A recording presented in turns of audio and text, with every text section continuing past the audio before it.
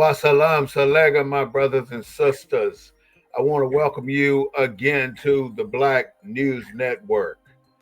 Today we're discussing a new era of time. Yeah, as you already know, last Tuesday we received a new president elect. I don't even want to call the name, but we did receive one. And I mean, we have to move forward with what we have. I mean, we don't win every game. We don't win every election. Whoever wins, it doesn't matter. What matters is that we get people in line to better American heritage. We got to fix what's wrong here in this country. But as a black African American Moor, or whomever you want to classify this name as, not the name that we've been given, we have a struggle in front of us. Every single thing we've accomplished in America, we had to fight for. We've got nothing for free. So why would you expect to get something for free now? You're not going to get it. Our objective in life is, as American black people, is to go out and seek what we want, and we don't stop until we get it. But I want to welcome you to the Black News Network. This is the real voice of Black USA, broadcasting live from a black perspective. We don't own the rights to the music, but we do own the rights to what we say. I want you all to please help us out here. Go to our YouTube page, BNN247, and subscribe to our page. Leave a comment. You can also give us a call at 210-241-5493. You can call in to the show and voice your opinion on what we're talking about, because we definitely would love to hear from you. Don't forget to go to our Facebook page and like us. And thank you so much for viewing the Black News Network. Without further ado, I'd like to introduce to some and present to others my most esteemed co-host, Mr. Claude Foster. Welcome to the show, Ms. Claude. Good afternoon, my brother. Glad to be with you on this fine Sunday, 2 days before Veterans Day, that we celebrate the sacrifices of not just veterans, but black veterans in particular. Mm-hmm. So I look forward to the discussion. We're going to talk about the election, which is a good topic since we're here in Texas. Mm-hmm. And since our Hispanic brothers and sisters decided to go a different route in terms of who they voted for. Yeah. So I think we need to have that. We need to have that discussion. And what does the election mean for black folks? Yeah. I mean, is the new administration going to continue on with the past administration's agenda for black folks? You know, the past administration had all these black folks in key positions. Are they going to keep their jobs? Are we going to be worse off come January than we are now? And so what should our strategy be going forward? And who lost this election? Said who lost the election? Yeah, who lost it? Did black folks lose the election? I think America. Did we not turn out? I think, we're basically reflecting who we are.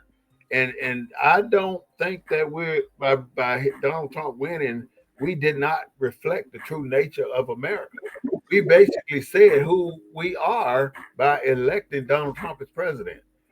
We're a nation of one race people, thinking that it's only one way for us to be. Now, see, this Make America Great Again thing, this mega, they put it on a razor's edge. So you can lean it to the left and it can mean extreme America. Or you can lean it to the right and it means something different. Well, let's talk about some successes of Tuesday night. For the first time in the history of this country, we have 5 African American senators. 5. 1, 2, 3, 4, 5. First time in U.S. history. Beautiful. That's beautiful. Isn't that beautiful? Yeah, that's definitely a beautiful thing. Yeah, I think it's math on that. So go ahead and elaborate on it a little bit. I think it's 4. I wrote it down. It's 4 4 African Americans. Mhm. I mean, 3 Republicans, 2 Republicans, and 3 Democrats, senators. So Okay. that's a good thing. So you saying that's a good thing for Democrats, right? Well, no, I think it's a good thing for Black America, folks. not just Democrats, for America. Yeah, I think that I mean, American politics is what governs Americans' resources, the politicians. And to the degree that we got more voices in that decision-making process, I think that's a good thing. To the degree that we got more people that understands what it means to be Black in America, I think that's a good thing. I mean, Biden appointed all these uh, uh,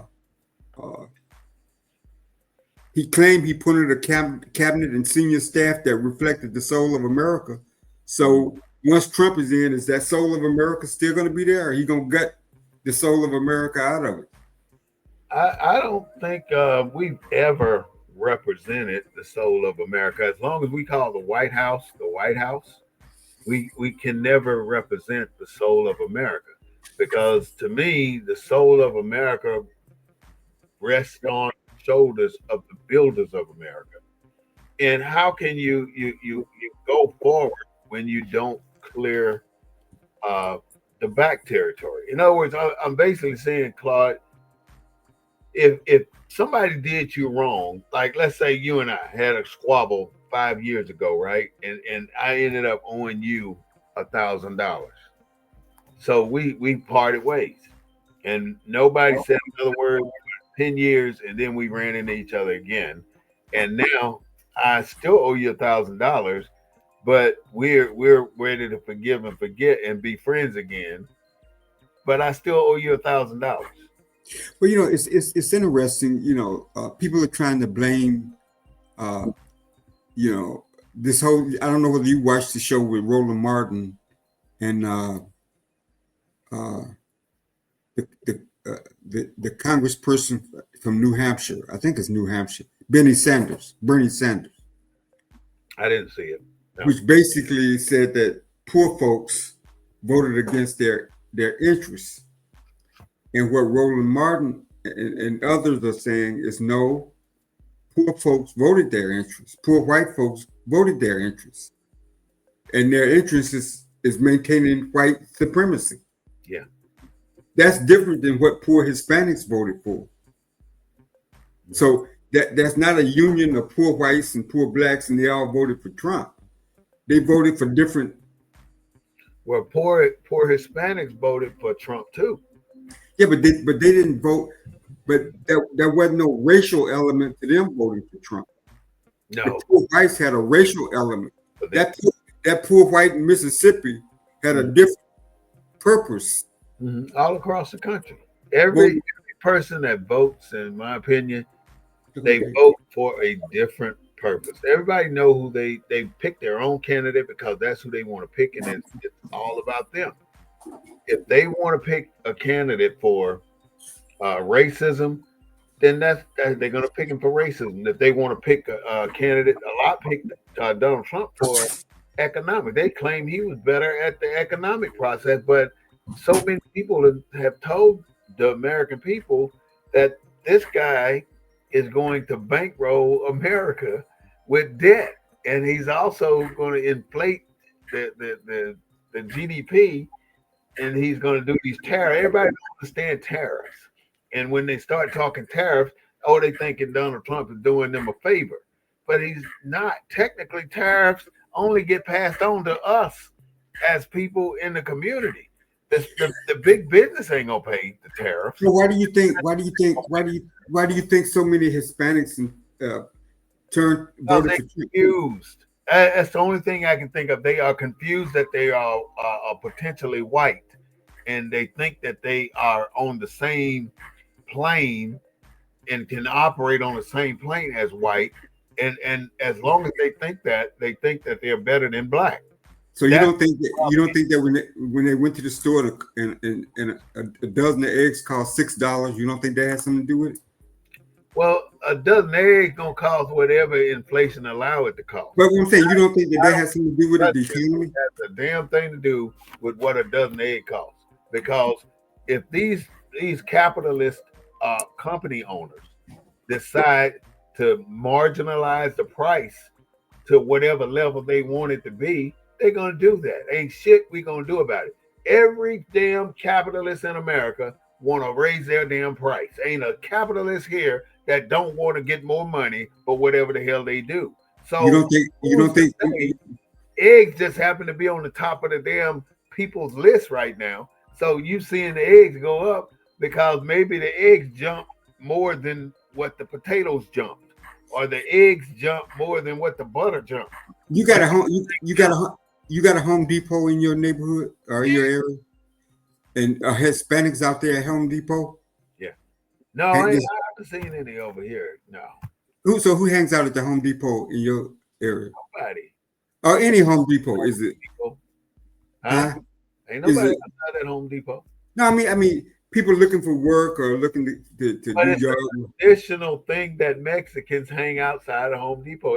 I mean, we all know that. Okay, If but wait. You say so it's not true. So you've never seen young black men hanging out you in might see front of. one here and there, but you don't Why, see why, them. why is that? Always outnumbered by Mexicans Why is that? because that's You what think they. you think that those Mexicans that are out there are illegal immigrants? There's probably some involved in the group, but So I've seen so is illegal immigration a problem for black people? of course it is. It is a problem for black. But let me explain what I'm trying to say about these people standing in front of Home Depot. I want to be able to explain it as we go. The people standing in front of Home Depot can be people that are from wherever. They can be illegal immigrant. They can be people from multiple family households.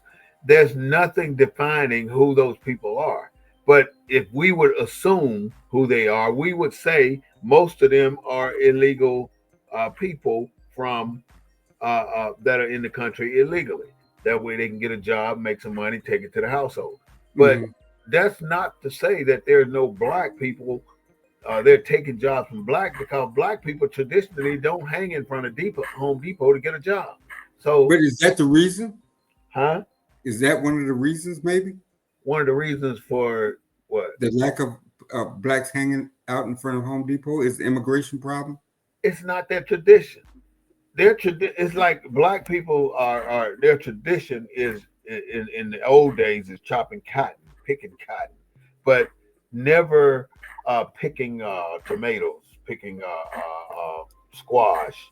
That's a Mexican tradition. Everything has a focus. Like when it comes to certain things, you affiliate certain type of people with certain things. Like basketball, jumping high, you affiliate with people.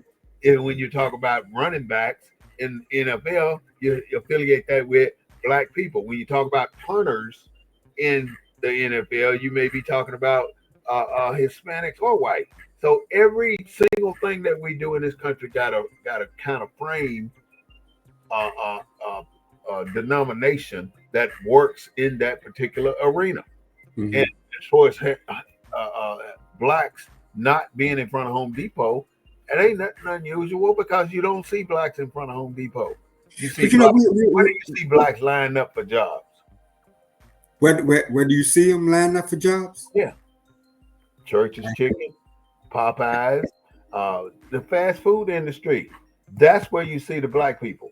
You don't see you see more black people line up at fast food industry than you see Mexicans at fast food industry. Mhm. But you see more hands-on like plumbing, electrical, labor, general labor. You see more Mexicans doing that. Highway construction, more Mexicans doing that. So You is that it, because we is have that no because we don't is that uh, because we don't have those programs anymore? I mean, why do you see less?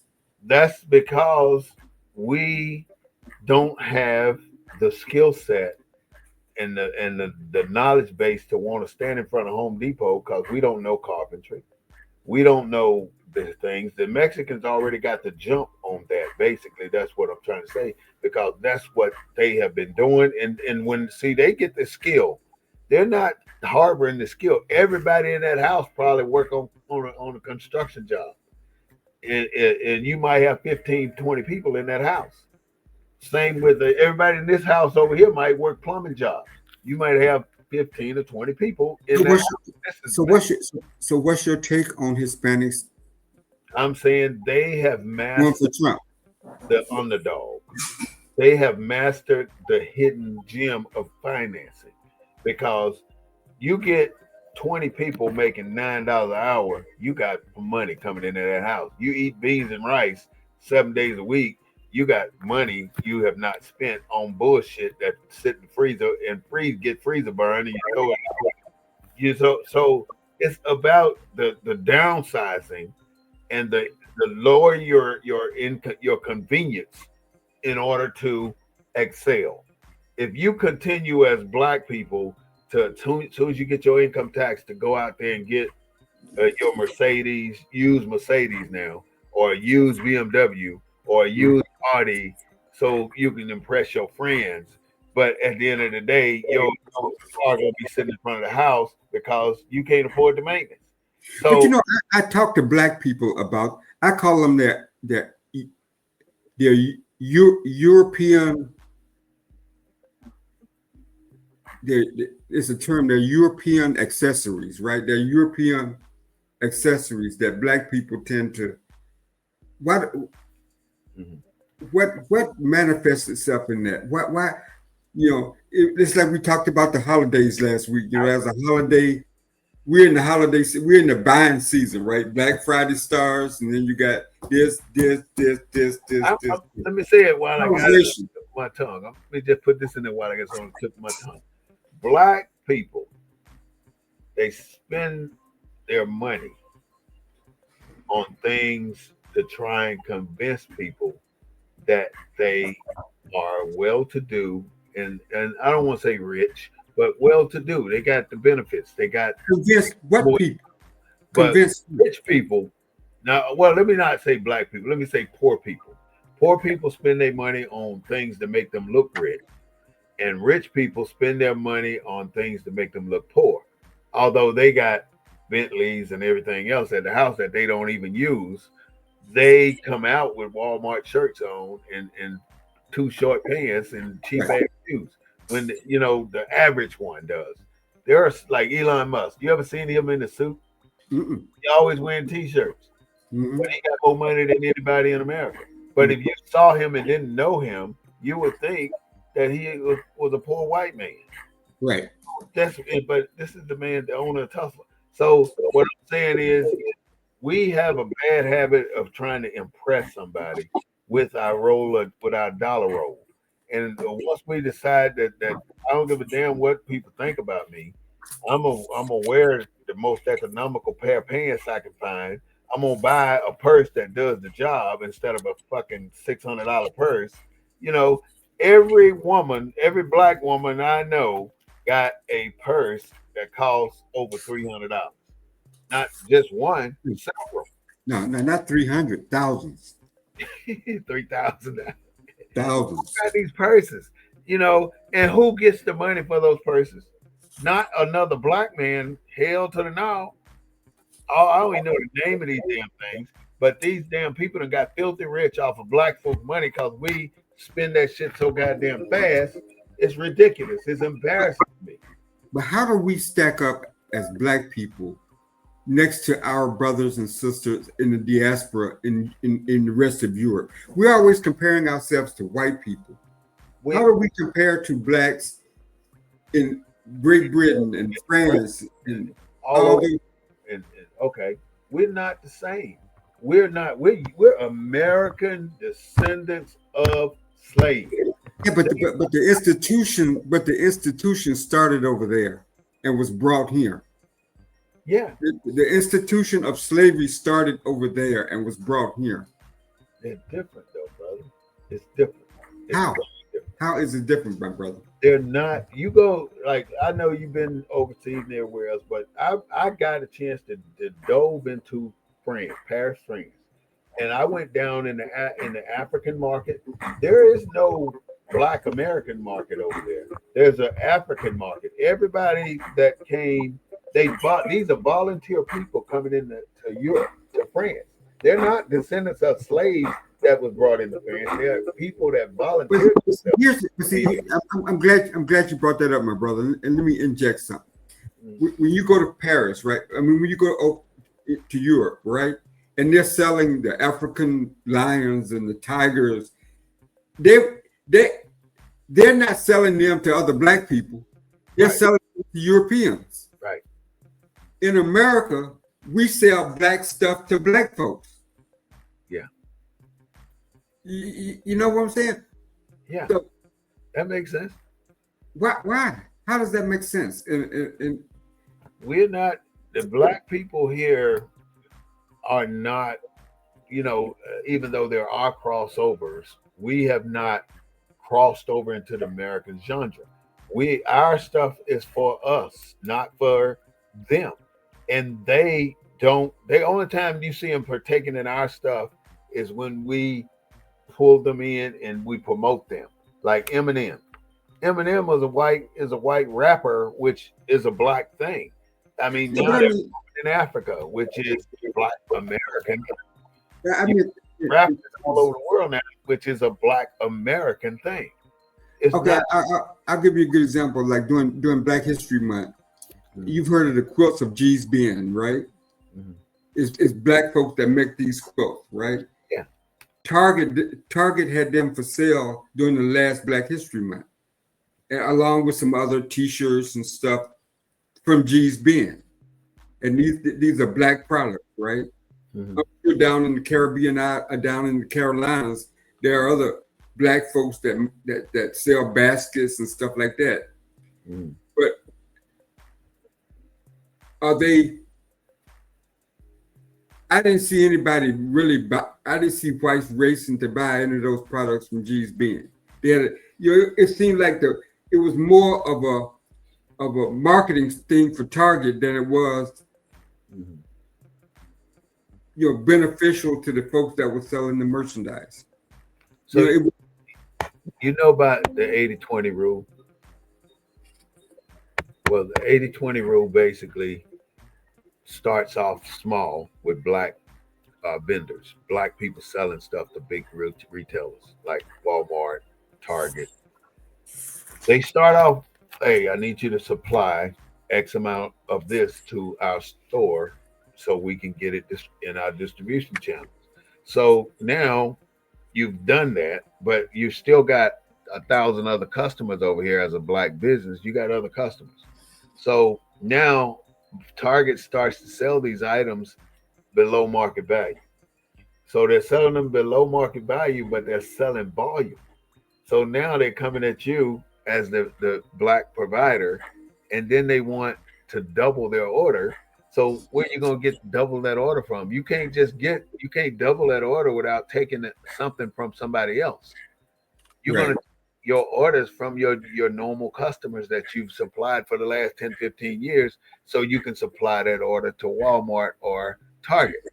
And so right, before you know it, now Target is outsourcing that black blanket, that black quilt to the Chinese, and they're buying them for pennies on a dollar. And now they've driven you to depend on them to buy your product, and now they're lowered you. You was getting $10 a blanket from Target. I'm just bigger, and now they're only offering you $6 a blanket to supply. So you actually get bought out of business. right, That's what they do to our businesses. So it's a risk every single time you invest in places like Walmart. You want your product in Walmart. You want your product in Target. You're making you better watch it because they will take you and put you in a position where you got nothing left. And that is the problem with selling stuff in Targets. but back to this election, though. I mean, given the fact that we put all of our eggs in one basket, pretty much in the Democratic basket, right? Mm-hmm. What happens when all of our civil rights organizations, all of our established organization. What happens when that party loses? When our party loses, Well, like the Democratic Party, when the Democratic Party loses, I guess what I guess what you, happened with Democratic Party is our party. huh? When the Democratic Party loses, do black folks lose out? You ain't gained out no way. So either way, if the Democratic Party wins, you still lose. If the Republican Party wins, you still lose. So No, I mean no no, matter because what happens, we get nothing but the opportunity to say, yeah, we totally well, okay. Let me ask it this way. Let me ask it this way. Under Biden, right? mm, You had a black woman vice president, right? mm. You had a black man. Did what to us? Did what favor was that? I'm just saying, we're under Trump administration. We know that's not going to be a black vice president. Right. You think that he's going to keep Lloyd Austin as Secretary of Defense? Nope. He already said that. He's not. You think he's going to keep Marshall Fudge as Secretary of Housing and Urban Development? Say that again. You think he's going to keep Marshall Fudge over Housing and Urban Development? Nope. And the list goes on and on and on. So how does that impact us? How does those folks not being there impact us as black people? It does not. It doesn't do a single thing for us. Nothing. It doesn't do anything for us. It doesn't make a difference one way or the other who wins the presidency. It doesn't make a difference for us because only way we're going to get a change in our culture is through revolution. We can't fight. We fight. We're on with past passivity, and we won't. But doesn't that revolution have to occur in the Caribbean first? Huh? Doesn't that revolution have to occur in the Caribbean? Because that's where slavery was introduced first. But it's different. It's different countries. Each country has their own. So you're saying we're better off in America? No, I ain't never gonna say that. I'm saying we're here. We got to make better off in America. That's all we can do. Being a black person. So that's why I asked you in the beginning of the show. The only way is an American black better than a European black. A European, a French, or the next person. Even a billionaire ain't no better than the poorest damn poor man. He ain't no better. I'm talking strictly blackness. I'm talking about in terms of a black man, a woman, a child. Is a black man, woman, or child better in America than they are in Europe, anywhere in Europe, France, Britain, Germany? That's such a subjective question because if you want to ask a question like that, you got to put it within a particular box. You got to say, if like an American black male ages from 30 to 35, average household income at $60,000, better than a European black male, 30 to 35, making 60,000 francs. Is he better than the black man in America? So you got to be very specific with that. You can't generalize a question like that. Well, I get a newsletter from the UN. It's the UN Chronicle. I don't know whether you ever read that. And they talk about the legacy of slavery in the Caribbean and the journey towards justice. Mm-hmm. And the slave codes and all the laws emanated from slavery on those islands, because you had many of those. You had large numbers of slaves. Mm-hmm. So the whole destruction of that human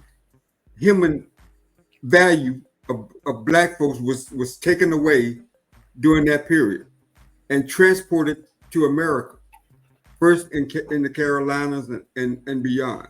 So until you restore that humanity, will black folks have equality anywhere in the world? Mm-hmm. Let me I'm looking for something. Keep talking. I'm looking for something right now, but I'll tell you just a second. Go ahead. I just posed the question because our skin color connects us to our brothers and sisters all over the world. Mm-hmm. So until that dehumanization that occurred in Europe or on those islands during the slave trade, until that dehumanization is restored there, can black folks find equality anywhere in the world? Mm-hmm. And I guess I don't have the answer. I'm just posing the question. Maybe one of our listeners can answer that or Mm-hmm. have some thoughts on that. But All right. What the reason I wanted to hear what you was asking. You keep talking about Venezuela and those places down there, but I'm fixing to tell you why we're not like them. They're not like us. when you talking about, Tell you when you say we're not like them, you're talking about black folks. no, black folks in this part of the Americas, Okay. North America. We're not like them. So we have it better. I know. Well, I think we have it better, but we're not like them. We had it just as bad. We had So it. the fundamental dehumanization, you don't think that applies to us? Of course it does. We're not immune to what's happening to us right now. We're No, happening to them. no, I guess what I'm saying. I guess, Even Haiti. Same thing with Haiti. but brother, what I'm asking you though is, and this it gets kind of deep. I guess what I'm saying is that the dehumanization of black people is somehow less in America. No, it's the same. Anywhere you dehumanize a black man, it's affecting me. Anywhere in the world, anywhere. Even when they do genocide in Africa, it's a problem for me because I'm a black. I'm is of the same origin as those people that are being eliminated. So what's to say that don't trickle on over in my household? But does that impact America's the No, because it does, response to it that does because to those issues America around got the its own focus on how they want to deal with the delectable Negro. And they want to deal with the Negro in a manner where to erase and unrecognize the value of the black person here in this country. Every country got their own specific problems. America's specific problem is that they took what is owned by us and made it theirs. And I got to tell you this. I got to show you this paragraph. Um, I don't see the exact paragraph, but in 1750, America imitated what the black Indians had already established. In other words, when you read the Constitution, you're going to see it say, in order to form a more perfect union, right? You remember that part. In order to form a more perfect union, we the people of the United States of America, right? The what is that? The preamble. When they say in order to form a more perfect union, you had to have a union in order to form a more perfect one. So the more perfect one came from the Iroquois Indians, which were black people. So Benjamin Franklin befriended the Iroquois to make himself familiar with the governing structure of the black people but in this country. And but then they took but what wait, last little piece. They took that and created the Constitution just like the Iroquois Indians. So, in other words, did the America people evolve on their own? Hell no, they did not. They took what the black people had already established, and it's in this book right here. yeah, but the Iroquois they didn't enslave. Huh? They didn't enslave the Iroquois. Yeah, they did. They They enslaved everybody. They enslaved every tribe, the five major tribes, the Mohawks, the Onondaga, the Seneca, the Oneida, and the Cayuga. No, They but what I'm saying, they were never enslaved like the African slave was enslaved. They were never enslaved like the African slave. slave was enslaved. What African slave you talking about? You talking about in America, right? Well, that's what you're talking about. You're talking about Yeah, the I'm Native saying that Americans. we are not. We've been fooled and hoodwinked that millions of people came from Africa. We came from Africa in the 13th, 14th century, No, but not I'm talking. No, no. 1619, not in 1619. We were already here. Abraham Lincoln tells you that there was 10 Okay, million well, black people west of the Appalachian Mountains. I'm talking about the Africans that they enslaved. And what? We are descendants of the enslaved Africans, not the ones you're talking about. Yeah, they enslaved. I'm talking about the enslaved Africans that were brought to this country, Which was a handful. It wasn't that many. which was millions. No, no, no. It was not me. If you try to calculate a million slaves being brought from Africa, you can never get the numbers right. You'll never get to a million. There were millions of Africans already here, and they enslaved them. And then because the land belonged to them, the white people that came here conquered them and made them slaves and made them forget or sever ties with their ancestry so they can take the land. Read Leviticus 25:10. It tells you in the Bible that America has to give our land back and reconnect us with our people. They won't do it. They were supposed to do this 100 years ago, but they're in violation of God's word. But they want us to be all these different names. We're not part. We were here already, and that's why people they don't want us to know this. That's why every government in America right now tries to make us not pass on our history and our legacy. He who controls the pen and the paper writes the damn history. So they have written it. We never had to write our history because we passed it on verbally. But yeah, here they come in here, they write it down, and then they bring in their judicial system and they make it law. So And you we saying most? had no So you mind. saying? So you saying? Spirit. So so We're you the saying spirit. most?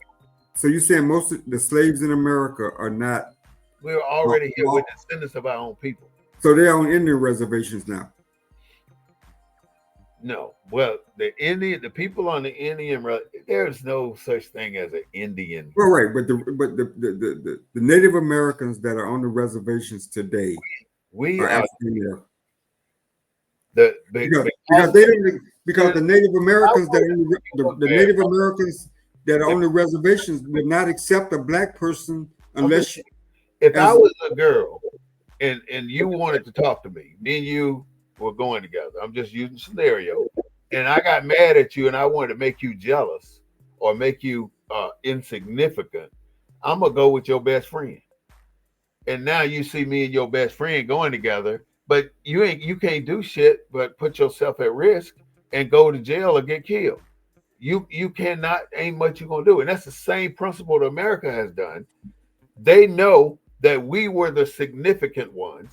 So what do? They go take these other people, the people that have turned into what they call the Indians, and they make them the Native Americans and give them acknowledgement of the land belonging to them because a white American knew that they could not change. well, I thought already gave them, I and thought they the made natives, us insignificant. That's what they did.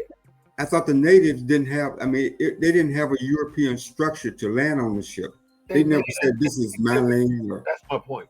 They made us, they erased us because they knew if they had allowed us to regain connection with our ancestry, that we could prove our connection with the land and that this is our land, not theirs. And if they lose the land, they lose the whole ball. They ain't got nothing because that's the only thing they got. So now the goal is for white America is to ensure that our people do not know that this land is our land. So when the Supreme Court decisions, the Taney decision that said that we had no rights, they was on. White man got the respect. So they was talking about the native, the natives too, or just the There's slave. no such thing as we're the natives. There's no such thing as an Indian. Who did the law apply to? Who did that Supreme Court decision apply to? Which one? The Taney decision. The only one I know about is the Plecker, William Plecker. In 1924, he did a 1924 Immigration Act, No, no, where I'm, that I'm talking about. I'm talking about the Taney decision led to the Civil War. I'm talking about that decision that said that the black man had no rights under the law. yeah, Did that's not only the first time they said that though. but did that apply only to the slave, or did that apply to I mean, did That that only apply to black people, applied to or white. did that apply to Native Americans? It it applied to anybody that wasn't white, and we are the Native Americans. So that I think that's where our disconnect is because I'm saying to you that there's no such thing as an Indian. I said that's a fabricated race that America made so they can disembowel us of our natural right to the land. That's what has happened. Has that ever been adjudicated in any court? What? That What you they what, what you're saying? Yeah, has that been debated in a if court? you study the history, you figure it out that you'll see. No, no, I hear you, but I'm saying has that ever been argued before the court? No, it has not. But you can prove it. Only thing you need to do. Why would Abraham? Let's start here at Abraham Lincoln. Why would he say that you had 10 million dark-skinned people west of the Appalachians? That's number one. 1457, the Spanish people conquered the Moors, who had colonies over the entire Louisiana Purchase area. And so when they came in, they didn't like the way the Moors set up their circle colonies. The Moors had devised townships in circle colonies, I guess, with everything focused towards the center of town. And the Spaniards didn't like that, so they attacked the Moors and defeated them. So they took over, and the Spaniards were the basically the Mexicans that evolved into the so-called Indians. But in 1924, when William Plecker wanted to help preserve the whiteness of America, he did the Integration Act. And the Integration Act said that you cannot be called Indian, you cannot be called Negro, you cannot be called Black, African American, you cannot be called anything but colored. Everybody other than white folks were colored. And he did that because America had already started to focus in on the Spaniards that were called Indians to make them the martyrs of the land, and they annihilated them. They took the land back. They took it from the Spaniards, basically. That's what I'm trying to say. And when they took it, they took their kids. They turned them all into. They tried to colonize them, make them learn English, make them learn Christianity, made them into Christians like John the Evangelist. You don't convert, I'm killing you. And that's what they did. They wiped out 7 to 8 million people over that time span that came west, that were west of the Appalachians. But Abraham Lincoln asked the question, we have to send one west of the Appalachians, Lewis and Clark, which Lewis was a black man, or one of the two. One of them was black. I guess what I'm saying, and I understand what you're saying. I guess what I'm saying is, I'm acknowledging that the transatlantic slave trade did exist, Me too. and I and don't. and and and and and, and at its peak, like all the different, the Belgium, the British, the French, the Germans, the Italian, the Portuguese, the Spanish, all control the Caribbean islands. Mhm. Where the slaves were first brought and first introduced to work those plantations and stuff. Then they was imported to the Americas. All right. And those are the people I'm talking about. Let me ask you a question. How many people could fit on one of those ships? I mean, I've seen a number. I don't have it in my head, but I've seen a No number. more than 75. No more than 75 people per ship. How long did one ship take to go from Africa to this coastline, to the I Venezuela? read that. I read that somewhere. 30 days. That was a little bit 30 long. days one way. So you got a ship that holds 75 people or less that sails between from here to Africa to pick up 75 people. And then that's 30 days going, They 30 say that. days Okay, so back, it's six 30 six days to on 10. the ground. It took 6 to 10 weeks. So that's about 30 days, right? Yeah. So Six. now you got a 90-day cycle for a ship to go over, pick up a load, bring it back. A 90-day cycle, one ship. So let's say you had 20 ships doing this, right? Mm-hmm. And you only got, each ship took 90 days to do a round trip. So now they got 20 ships revolving. You still ain't got 100,000 people in And then 5 you have to take into account disease and death on that voyage, and the ones who and jump and the all. ones that jump. So what you're saying is that there is no way they all came from Africa. That's right. There's no way they brought 6 million people from Africa. They didn't even bring 100,000 people from Africa. Not to this country. Ain't no way. You can't, if I ain't really done the calculations, but I'm logical enough to know if you got a ship that can't hold over 75 people and 50% of those are crew, or 30 to 40% of those are crew, then you only bring in what, 50 slaves at a time, 40 slaves at a time. You know, these depictions, the drawing you see is the ideal drawing of a ship coming back and forth from Africa, but it's not the actual ship going back and forth to Africa, because ain't no way that ship can hold that many people as you see on that journey. So It what you're saying, can't so I'm buying what you're saying, because what you're saying is that the people were already in the Caribbean, they were already in the Americas. yes, Well, the Caribbean, that's part of, yeah. yeah. And and the reason I'm saying that, this whole peninsula from Venezuela all the way up to Canada is Northwest Africa. Northwest Africa and the southern peninsula is Africa too. And Because so and so when the colonizers went into those places, they had to in order to do what they did, they had to dehumanize the current inhabitants who look like you and me. yeah, they had to take away our heritage, because black people's heritage in America, documented heritage, only began the day after the Civil War. It did not, there's nothing you can find before the Civil War. If you can, enlighten me. But there's nothing before the Civil War, because they did not document Black history before the Civil War. There was Right. no document in Congress to document us before the Civil War.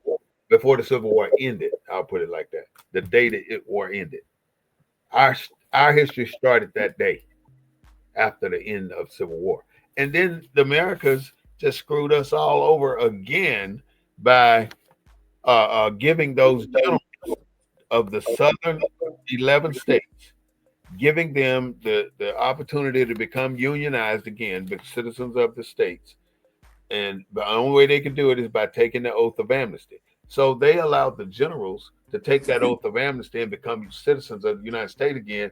And now, since Lincoln is dead, Johnson, the vice president, appointed those very generals that fought against stopping slavery as governors of those 11 states. So now those generals that are governors of those 11 states went haywire on putting black people back on the plantation. Yeah, because the guy that was over the general that was over the Freedmen's Bureau, General Howard, he Yeah, made General Howard go back and take the land back and yeah. give it to the slavers that he had taken away to give to the slaves under that 40 He acres and a take mule. it back, but he didn't get them all. But he got a significant amount of them. He made them give it back, and Yeah, then the ones that he couldn't get, The white folks fought to get their land back. And how did they get people back on the plantation? They couldn't do it legally just by grabbing them and throwing them on there. They had to go through this other system, which they created the police, the people that would catch slaves. And the worst part about it, America condoned it. Everything that happened after the Emancipation Proclamation that was detrimental to the slave or the former slaves, America condoned it. Now, look at this is the last thing I want to say about it, and unless you want to keep talking. No, I wanted to throw this in. Well, I'll let you finish that. What? No, go ahead. Finish that. The white folks, the generals and the soldiers, all took the oath of amnesty to become citizens of the Union again, but not a single offer was made to the former slaves to take the oath to become citizens. That's where the problem lies. But the slave didn't rebel. Huh? The slave hadn't rebelled. The what? Why did the slave have to take an oath of amnesty? Because they were never citizens. They were property. They were never people. They were property. They were like cows. So now that they're coming off the plantation to be people, they're not citizens. You have to take an oath or be born or naturalized to be a citizen. And none of the slaves that walked off the plantation did that. So now you got a nation of immigrants walking off the plantation. So what do? You got every right to do what the hell you want to do with them because none of them belong here. They're wards or whatever you want to make them. You can do whatever you want to black folks now today for that very damn reason. But many of us, through process of natural evolution, got naturalized by military, by taking the actual. No, we got naturalized by the 14th Amendment. How can you write a law that violates another law? We do it all the time.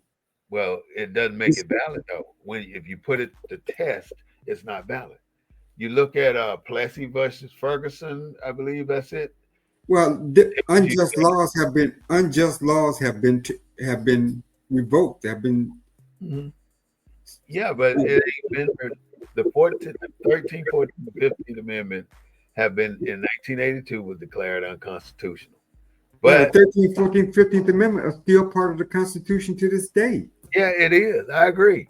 But it was declared unconstitutional by a state Supreme Court. And I don't know the whole detail, but it's on record. Look it up in 1982, the disbandment of the and that's a good point about the 14th Amendment. I mean, if you can make it to these shores and have somebody born here, you're a citizen. And there are people that take advantage of that. They allow you to take advantage of that until recently. You ain't gonna be able to do that for long. That's why he said he can deport citizens. That's what Trump said. And the reason he didn't say he could deport citizens. The reason it's not valid, I'm explaining my point. The 14th Amendment by itself is not valid because I say it violates the 5th Amendment. So the 5th Amendment tells you that the USA cannot take your property without just compensation, right? I don't know if you remember that one line in there that says the USA will never take your property without just compensation. Now, the USA in the Emancipation Proclamation compensation, and remember there was 4. This one said that every liberated slave, the United States government will pay you up to $100 per liberated slave. All right, this is the 5th Amendment. This is when the 5th Amendment was saying that we will pay you for your property. And the U.S. put that out there through Abraham Lincoln that if you liberate your slave, we're going to pay you for them. So the slave owners liberated their slaves, thinking they finna get paid by the government. And so now the slaves are liberated. But that took care of the property issue. That didn't address the citizenship issue. Not at all. It's all like this. It intertwines. Because once you take over, once you say you're gonna pay me for something, and I do the work, and then you don't, you can come back with the 14th Amendment. Now here, this is where it's invalid. Now we just talked about the fifth, which said they won't take nothing from you without paying you for it. Then Without just compensation, I think it's the word. yeah, on the fifth, then you go to the 14th. It says the United States don't owe nobody shit. That's in the 14th. They don't say it like I just said it, but they saying that we are not honoring a single debt to anybody in America, and if you bring it up, we're gonna put your ass in jail. That's what they said. And That ain't what the 14th Amendment said. yeah, it is. Pull the 14th up. Let's go to this. Let's get this out the way. We're gonna kick this in the butt today. All right, we're gonna do it today. Well, like you said, I only read certain parts of it. So We finna pull this up. I'm gonna pull up the fifth too, and you pull up the 14th. I'm pull up the fifth. All right. okay, the 14th says all persons born or naturalized in the United States and subject to its jurisdiction thereof are citizens of the United States and of the state wherein they reside. No state shall make or enforce any law which shall abridge the privilege of immunities of citizens of the United States, nor shall any state deprive any person of life, liberty, or property without due process. The last line. No state shall deprive any person of life, liberty, or property without due process of law, nor deny to any person within its jurisdiction the protection of the laws. Okay, you want me? It's a pretty long amendment. Go ahead. You got another. Keep going. Section 2, representatives shall be apportioned among the several states according to their respective numbers, counting the whole number of persons in each state, excluding Indians not taxed. But to vote at any election for the choice of electors for president and vice president of the United States, representatives in Congress, the executive and judicial officers of a state, or the members of the legislature thereof, is denied to any of the male inhabitants of such state, being 21 years of age and citizens of the United States, or in any way abridged except for participation in rebellion or other crime. The basis of representation therein shall be reduced in the proportion which the number of such male citizens shall bear to the whole number of male citizens 21 years of age in such state. Section 3, no person shall be a senator or representative in Congress or elector or president and vice president. The last line in the whole thing, the last line of the 14th Amendment.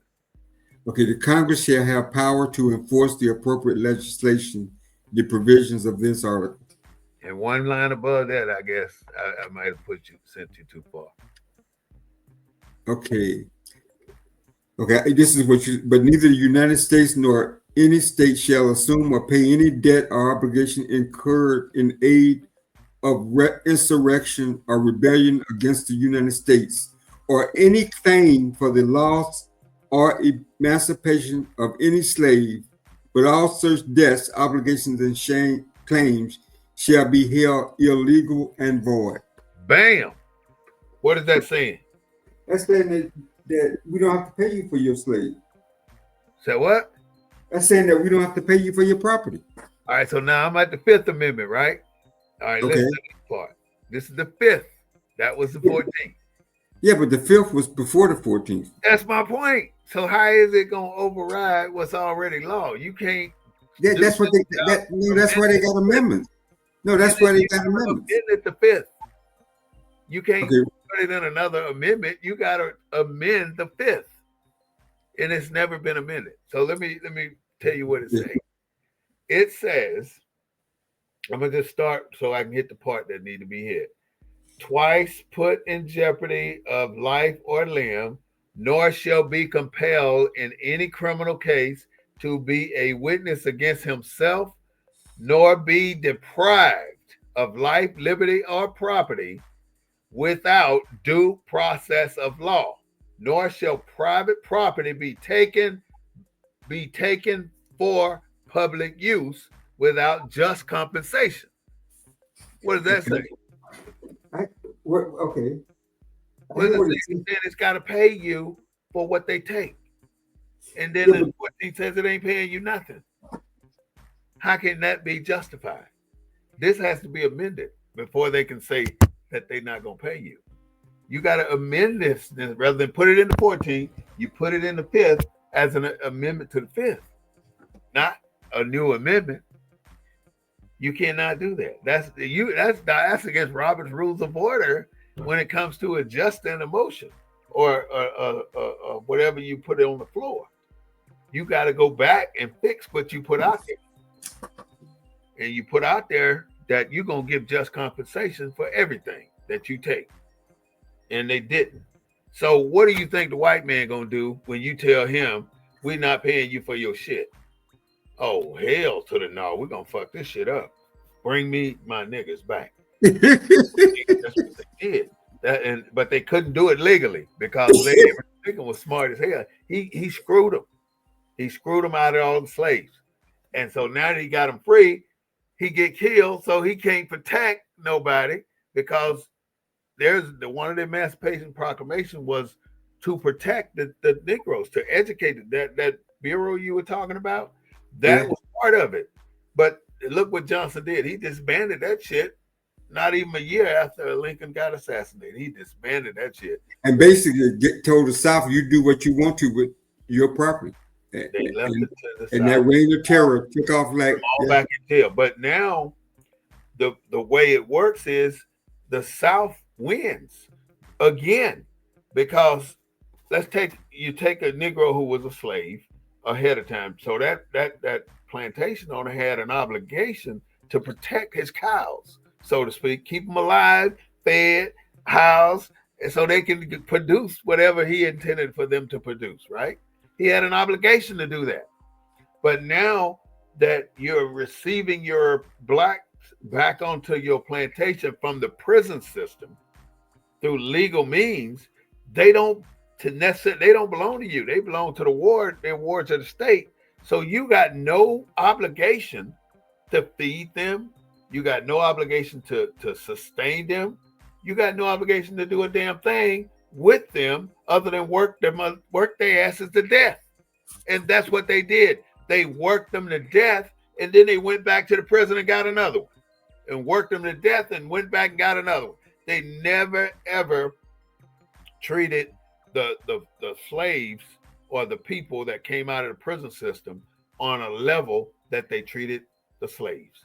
They damned them. They dogged them. They killed them. They did so much stuff to those people. They were 10 times worse coming out of the prison system than they were as slaves. That's the worst part of America. And nobody wants to talk about it because. Well, and my other theory, go ahead. My other theory, I mean, and we haven't talked about this other part yet, was when you look at America's policies, when you look at the strategy, when you look at the Great Migration, when you look at the integration, when you look at the denominational black church, all these were policies to divide and control black people. Because remember, where was black people mostly concentrated? They had learned their lesson in Europe, in the Caribbean. Mm-hmm. Remember, Haiti was the first country to win its independence. Yeah. Because of the large numbers of Africans. Yeah. And so what if blacks had stayed in the South? Say that again. What if blacks had stayed in the South, where the majority of them were? Yeah, we would have been very popular, man, because we'd had our own shit. We'd have had our own shit. We'd be controlling the government. We'd be running things. We have all the businesses. Mm-hmm. And initially, we were on our way until they recognized, till the white people realized that these black folks are about to take over. Yeah. So they went to what was it, Roland, North Carolina, some North Carolina cities, Raleigh. It wasn't Raleigh, but it was a North Carolina city where they had elected over 20-some people into the state house. So, yeah. But what I'm saying, I'm saying all these different strategies, man, were purposeful. The purpose was to maintain control. It's right. It's all about power, man. Who's in charge of all this land? Not us. I It's mean, all about power. if all the blacks in Mississippi had stayed in Mississippi, what would Mississippi be like today for blacks? The same way it is right now. Because it's more black people in Mississippi than white. No, it's not. It's not more blacks than It's white. not. I No. bet you it is. The problem is Mississippi got the highest percentage of blacks of any southern state, but it's still right around 30, 38, 39%. they haven't counted all the black people in Mississippi. Well, but what I'm saying, what if all the blacks that went to Chicago and other places had stayed in Mississippi? It make a difference. But What if all the blacks had stayed in Georgia, stayed in Alabama, stayed in the South? The South, we would be running so you saying government, do it businesses. for what? Do it for what? That those strategies, migration, integration, all that, those were strategies to dilute for me, our impact in this country, in certain regions of this country. Absolutely. They dilute us like coffee. Yep. They diluted us, didn't they? They made us thin as ice. They made us very thin all over this country, so we had no power. Right. It's all about the power. And that's what they did, took our power, and we don't want to take it back. And they took our power in 1774. That's when we became niggas. Because I think integration is the combination of that, because you can disperse with integration. We're only 41 million out of with 300 and some million folks. So if you disperse us, what power do we really have? None. They already got a plan, and they executed this plan, and they put us in the situation we're in now. Well, let me ask you a question. Get out of this situation. So alone. Let me ask you this question. So if slavery investors emerged as the political and economic elite in whatever political party, it doesn't matter whether it's a Democratic or Republican. Mm-hmm. No, it doesn't. It doesn't. I mean, in terms of those parties work together. They're the same people. They're the same people. Yeah. Yeah. They're the same people. There's no differences in the two parties. They're the same people no matter what they do. They can fight tooth and nail on public television and go to dinner afterwards. That's how it functions. I mean, maybe there was a time that maybe abolitionists didn't invest in the slave trade. You think that's true? You said they didn't? They didn't. But how could they not? I don't see abolitionists never not investing. They divested from slavery. See, to me, slavery was new to everybody. And when people started to see it, they started to realize this ain't right. We can't do these people like this. And this is when certain white folks became abolitionists and decided that they're no longer going to treat our people the way that the average white person did. And the worst thing that is going on right now is that they are going out above and out of their way to recognize us as insignificant people, as not human beings. Well, tell me, where did the abolitionists get that money? Where did they get their money from? If they were somewhere, I don't know. They probably inherited it, like most of the white folks around here today, living large off money made on the plantation. That's what they're doing. They're living off the money made on the plantation. And there ain't no way they could be as rich as they are. And, there may be 1 in a million that got rich on their own, but the majority of the rich white folks, all the money they spending today is money derived from slave money, it's blood money. And because it's blood money, they are the ones who will suffer from it. There's no way the money that they spend today can benefit them into the next 100 years. So it's getting close to that time. So let me ask you, as my host, let me ask you. So what's the impact of this election? We just had The impact of this election is to tell you how insignificant is to tell you how insignificant and how nonchalant we take politics. We're insignificant when it comes to politics, and we take politics as another day at the golf range. That's it. We don't realize the magnitude, the hit. It's almost like you're not paying attention to this big ass tractor trailer about to run your ass over in the middle of the road because it's insignificant to you. That's like going to the front door. You got a burglar coming into your window and you running up there with a broom in your So hand. all the black folks that voted for Trump, what do you say to them? I can only say that they wanted to stir up their culture by voting for somebody that's different. And if that's what they wanted to do, that's fine. But you can't really say they fucked up because they won. And I can't knock those black folks that voted for Trump.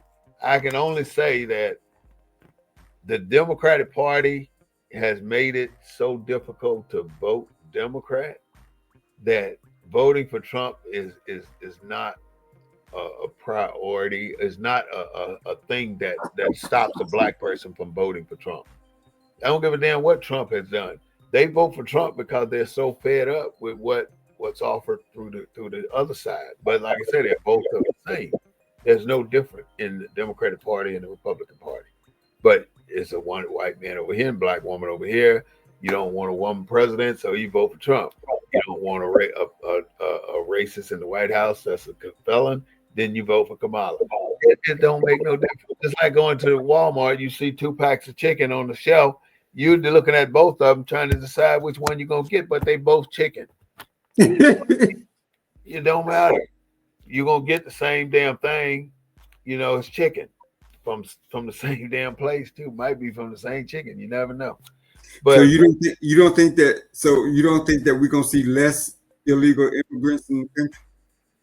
I think that we will see less because he is a different breed of people on the border, and that's just one fucking problem.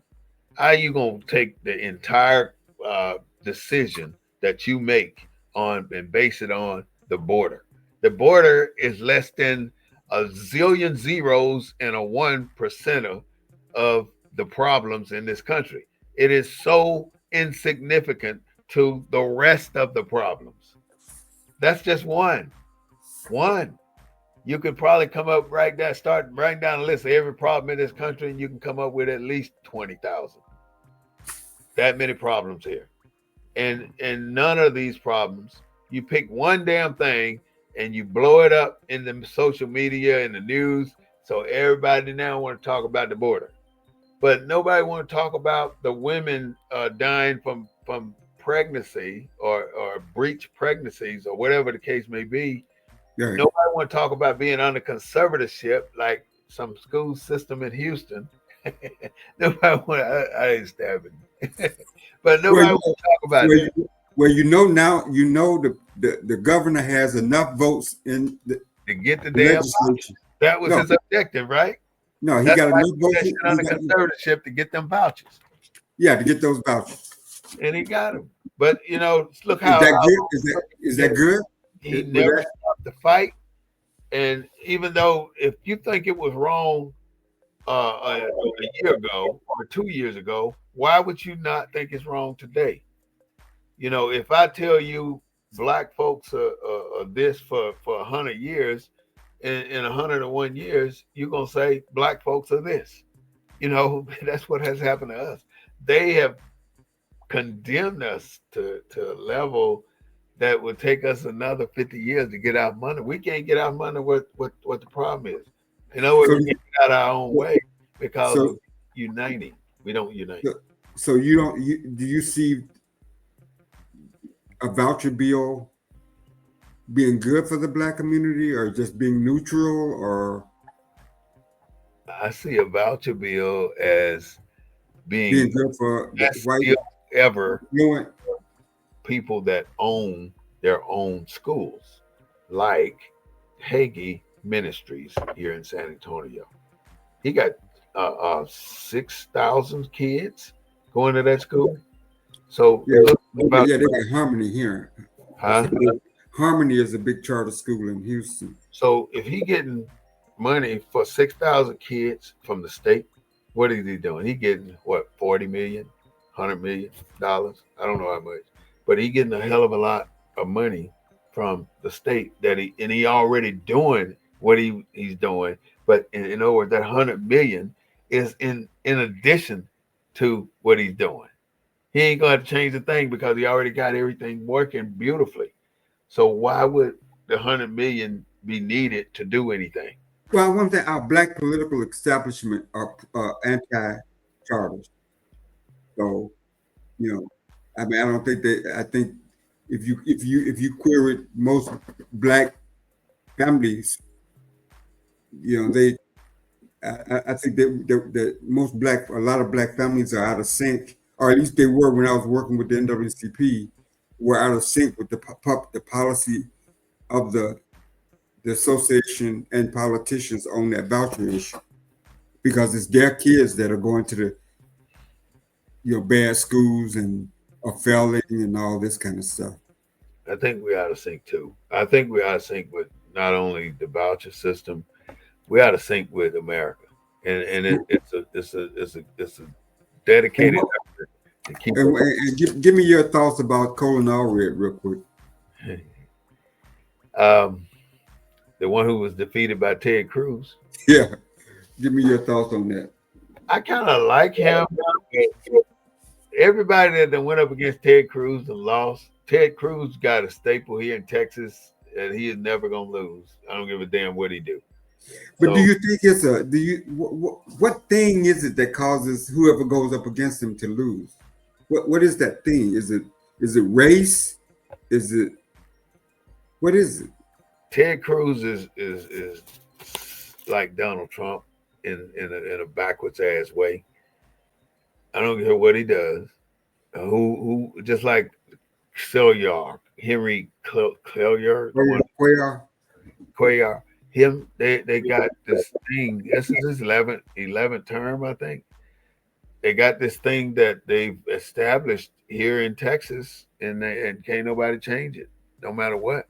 So Ted Cruz is going to win as long as he want to win. Cellular is going to win as long as he want to win. Um, and it's certain people that you just can't get rid of. I don't give a damn what they do or how bad you want to go. There's certain people you cannot get rid of. And once you start going after those people, then you start seeing the real money coming out to support the I mean, people. because the Democrats have put white women up against them. I know uh, Royce West tried to get the nomination. He never got the Yep. Democratic nomination. And now Colin Allred, who was when you look at him, he's an all-American boy. Not against Cruz. He can't. It's gonna take more than that. Oh, but what his name? What it? So you don't think his policy positions mattered at all? No, You don't he think ain't. that? He ain't really a politician that's doing politics. He doing self enhancements, and I think that's what most of these guys do, like Donald Trump, like Ted Cruz, like Celyar. They all focused on what they can get. They really ain't. They doing whatever flows. They move it through. They pass it on so they can get credit for it. But they really ain't doing anything. So in closing, Claude, you want to close us out? No. In closing, I just like our listeners to understand that what we try to bring on the show is subjects that people don't typically talk about, and try to dig deeper into that. I don't have all the answers. I know you probably don't have all the answers, but we try to put it on the table Yeah. and get people to start thinking a little bit differently, especially about our foundational documents like the Constitution, Right. like the 14th Amendment, like the Fifth Amendment. I like to talk, maybe get somebody on that's a little bit more knowledgeable, a scholar or something, to talk about that Right. component of the Fifth Amendment. But it makes sense. So All right. again, That makes sense. it's great to be with everyone, and look forward to educating and getting people to think outside the box. All right. Well, thank you so much, ladies and gentlemen, brothers and sisters. That was Mr. Claude Foster, the co-host of BNN 247. I would just like to say thank you so much for becoming a member and a participant, and thank you for getting our numbers up. We're moving in the right direction. So, without further ado, I'm going to go ahead and let you know that we've discussed an era of time today, and this is basically what it is. And we ask you to go to our YouTube page and like us on YouTube. We ask you to go to our Facebook page. I mean, and subscribe to us on YouTube and like us on Facebook. BNN 247 would like to say that we broadcast from a Black perspective and we call ourselves the Black News Network. However, you don't see us in the community going after stories that last a day. We go after information that lasts a lifetime. And what we tell you is basically how it affects our people. And we hope that you can gain something from our presentation and our commentary of the day. Please, without further ado, have a great day today and a better day tomorrow. BNN 247 out.